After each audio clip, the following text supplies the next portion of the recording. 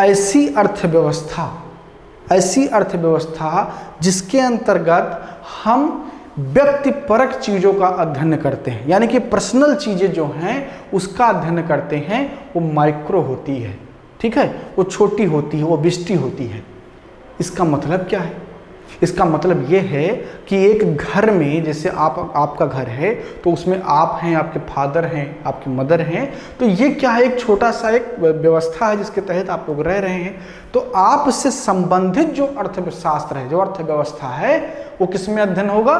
बिष्टी में होगा, यानी कि माइक्रो में होगा। अब आपसे संबंधित अर्थव्यवस्था क्या है? आपकी डिमांड। ठीक है, और उस डिमांड की प्रतिपूर्ति के लिए सप्लाई। ठीक है, तो डिमांड और सप्लाई जो है वो आपके सामान्य परिवार के संचालन के लिए जो है क्या है, जरूरी है। तो इसीलिए जो माइक्रो इकोनॉमी है वो आपके सूक्ष्म परिवार के अध्ययन और उससे संबंधित बिंदुओं के लिए। ठीक है, तो इसमें कौन कौन आए, किस किस सेक्टर को आप शामिल करेंगे? इसमें डिमांड एंड सप्लाई को आप शामिल करेंगे, इसमें इन्फ्लेशन को आप शामिल करेंगे। ठीक है, यानी कि मुद्रास्फीति को आप शामिल करेंगे। इसमें शामिल होगा आपका औद्योगिक इकाइयाँ, क्योंकि अगर आप डिमांड करते हैं तो उसकी प्रतिपूर्ति कौन करता है? वही मैन्युफैक्चरिंग कंपनियाँ जो आप सामान बना करके आपको देती हैं। ठीक है, तो जो माइक्रो इकोनॉमी है उसमें इन्हीं सारी चीज़ों का अध्ययन किया जाता है। अब बात करते हैं मैक्रो इकोनॉमी की, यानी कि समष्टि की। देखिए, समष्टि और बिष्टि जो है एक दार्शनिक शब्द है। ये क्या है? दार्शनिक शब्द हैं। और समष्टि और बिष्टि का जो प्रयोग है ना, ये दर्शन में ज़्यादा होता है। यहाँ पर इकोनॉमिक्स में इसको इजीली समझाने के लिए कर दिया गया। हालांकि समष्टि और बिष्टि दोनों दार्शनिक हैं और इसका संबंध जो है आत्मा और परमात्मा से है। जो दर्शन शास्त्र में जो इंटरेस्ट रखते हैं उनको पता होगा समष्टि और बिष्टि का एग्जैक्ट मतलब क्या होता है। तो एग्जैक्ट मतलब ये है कि जो इंसान है वो बिष्टि है और समष्टि क्या है? परमात्मा। तो जब आत्मा परमात्मा में विलीन हो जाएगी तो समष्टि और बिष्टि एक दूसरे में मिल जाएंगी। ठीक है, तो जब किसी व्यक्ति से संबंधित उसके आसपास चीज़ों की बात होगी तो वो बिष्टि कहा जाएगा, और जब उसके ब्रॉड रूप की बात होगी जिससे सब कुछ प्रभावित होता है तो समष्टि कहा जाएगा। तो जो समष्टि है इसमें अध्ययन किसका होगा? आर्थिक समृद्धि, आर्थिक विकास, यानी कि जो ये भारी भरकम शब्द हैं जो ओवरऑल चीज़ों को प्रभावित कर रहे हैं, उसका अध्ययन किसमें होगा? समष्टि में होगा। चूंकि आर्थिक समृद्धि, आर्थिक विकास जो है, नेशनल इनकम और वर्ल्ड ट्रेड, ये सब क्या है? ये सब भी आपके उस परिवार के अर्थव्यवस्था को प्रभावित करते हैं, लेकिन इनडायरेक्टली करते हैं, डायरेक्टली नहीं करते। डायरेक्टली तो आपको ये पता है कि सुबह उठे तो मुझे चाय चाहिए। अब चाय बनाने के लिए आपको दूध चाहिए, चीनी चाहिए, चाय पत्ती चाहिए, अदरक चाहिए, लौंग इलायची चाहिए। ठीक है, तो उसके लिए आप जाएंगे किसी ग्रोसरी के दुकान पे, दूध वाले के पास जाएंगे, सामान लेकर के आएंगे, चाय बनाकर पी लेंगे। लेकिन आपको ये थोड़ी पता है कि अगर चाय का भाव आसाम में बढ़ गया, यानी कि चाय की खेती अगर अच्छी नहीं हुई, तो टोटली क्या होगा कि चाय का दाम बढ़ जाएगा। और अगर ज़्यादा लोगों के पास पैसा भी आ गया और चाय जो है वो ज़्यादा डिमांड करने लगे तो उसकी वजह से इन्फ्लेशन पैदा हो जाएगा। इससे एक सामान्य आदमी को क्या मतलब है? सामान्य आदमी क्या बोलेगा कि नहीं, सरकार कुछ अच्छा नहीं कर रही इसलिए महंगाई बढ़ गया। ठीक है, वो तो इतना ही रिएक्ट करेगा ना। लेकिन जो समष्टि है वो किस तरीके से पूरा एक कैनवास बना करके बिष्टि को अपने आप में समाहित कर लेती है।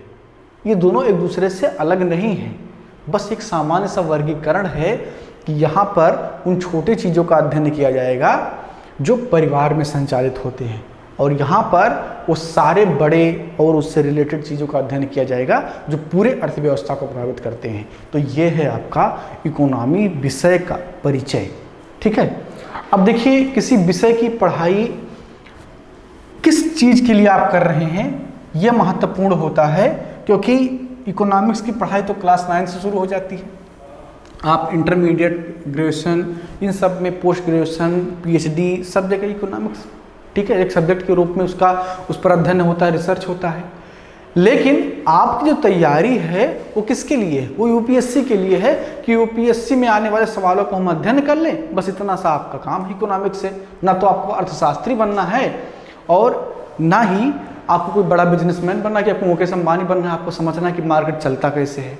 आपको तो बस इतना जानना है कि कैसे जो सवाल आते हैं उसको हम हैंडल कर पाएँ और अपना परीक्षा पास कर लें। तो सवाल कैसे आते हैं इसको जानने के लिए कौन सा काम करना होगा आपको सिलेबस जानना होगा, जिसकी चर्चा हमने कर ली है। और जिन विद्यार्थियों ने उसको नहीं देखा है वो जा करके देख लें, प्लेलिस्ट बना हुआ है इकोनॉमिक्स CSC 2021 लिखा होगा प्लेलिस्ट का नाम, तो उसको खोलेंगे और जो पहला वीडियो है उसी में मैंने सिलेबस की चर्चा कर दी थी, तो उसको जरूर देख लें। क्योंकि अगर आपको पता ही नहीं है कि जाना किधर है तो जाएंगे कहाँ।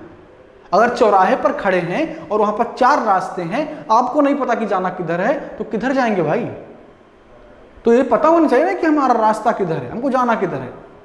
तो उसके लिए आपको सिलेबस देखना होगा। अगर आपको सही जगह पर जाना है तो आपको सिलेबस उसका देखना होगा कि भाई ऐसे सवाल हमारे परीक्षा में आते हैं, ये चीज़ें हमारी परीक्षा में पूछी जाएंगी, तभी तो आप उसको पढ़ेंगे। तो सिलेबस भी आप देख लीजिए, उसकी चर्चा हमने बहुत विस्तृत चर्चा की थी।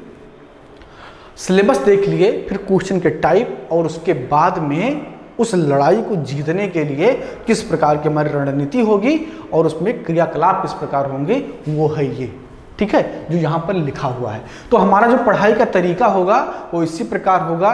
इन 14 बिंदुओं का हम विस्तृत अध्ययन करेंगे और एक करीब आपका 1 से 1.5 महीने के बीच में जो है आपका क्या होगा, मामला खत्म हो जाएगा। ठीक, 1 से 1.5 महीने के बीच में क्या होगा, आपका सिलेबस खत्म होगा और क्लास आपको रेगुलर बेसिस पर मिलेंगी।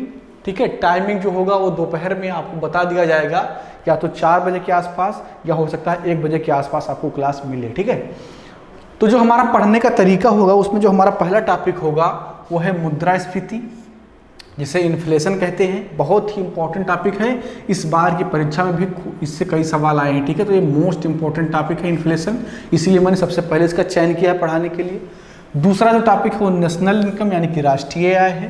तो तीसरा टॉपिक आपका होगा मॉनेटरी पॉलिसी होगा, मौद्रिक नीतियाँ, यानी कि जो RBI मौद्रिक नीतियाँ बनाती है जिसके तहत पूरा मार्केट, पूरी अर्थव्यवस्था संचालित होती है। ठीक है, उसके बाद मनी मार्केट, मुद्रा बाजार क्या है ये हम समझेंगे। कैपिटल मार्केट, पूंजी बाजार क्या है इसको समझेंगे। पॉवर्टी एंड अनएम्प्लॉयमेंट, गरीबी एवं बेरोजगारी क्या है ये भी आपको समझना, इससे भी सवाल आते हैं।